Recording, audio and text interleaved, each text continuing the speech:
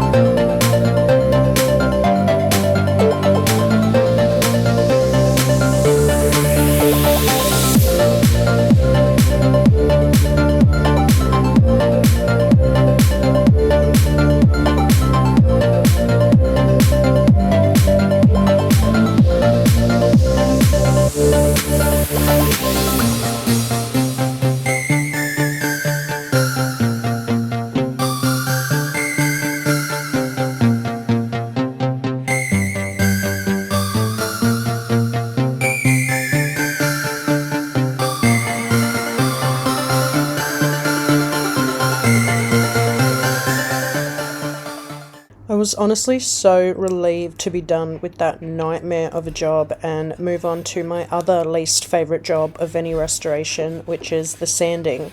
But after what I had just been through, I didn't even mind. Sanding felt like a breath of fresh air compared to removing all those staples. And to keep things from getting too repetitive, I'll just show you the entire process of one chair because the process was the exact same for both of them.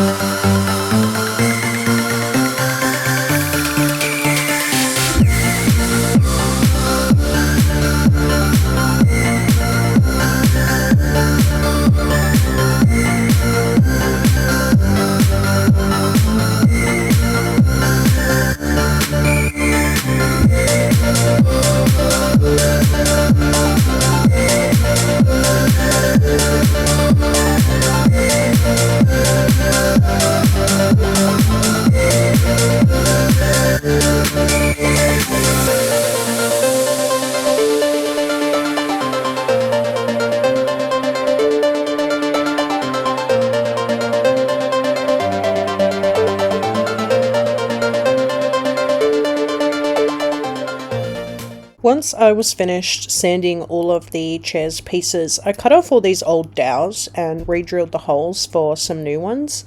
A bunch of them actually snapped off when I was taking the chairs apart, so I figured I'd just replace them all while I was at it. And it's better to start fresh and make sure everything's solid.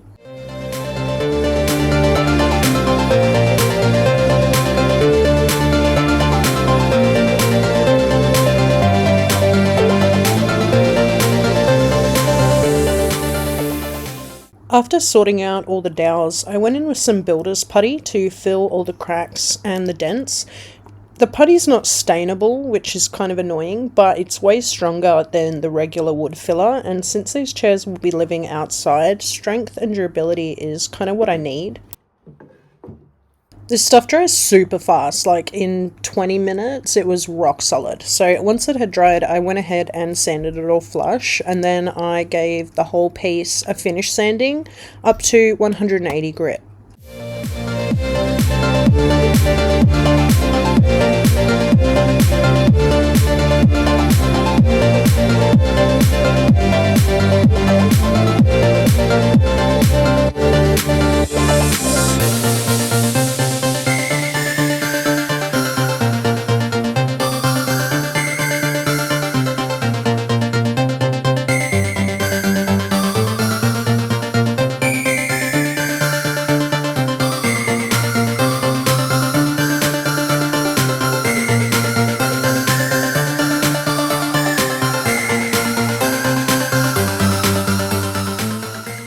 Now I'm ready to stain. I chose to go with a deep dark brown for these chairs. I thought it would pair really nicely with the fabric colour I chose.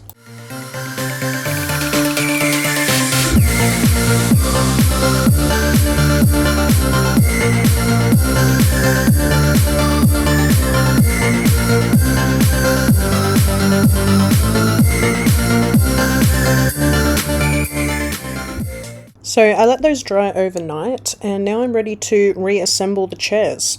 Some of these bolts were completely rounded over, so it was rather difficult to put these chairs back together, but after many swear words and some perseverance, I managed to get them back together.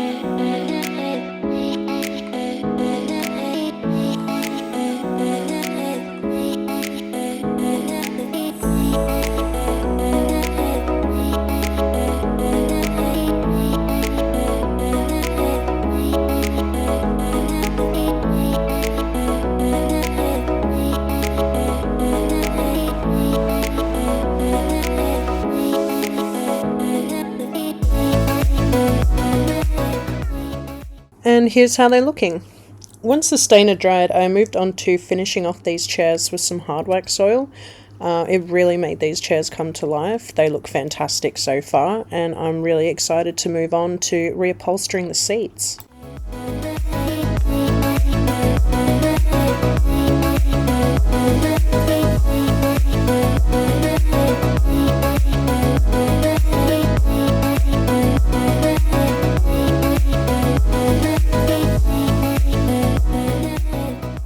I started by putting some elastic across the seats so the cushions don't fall through the chair when someone sits down. And considering these are for my mum, I definitely don't want her falling through the chair.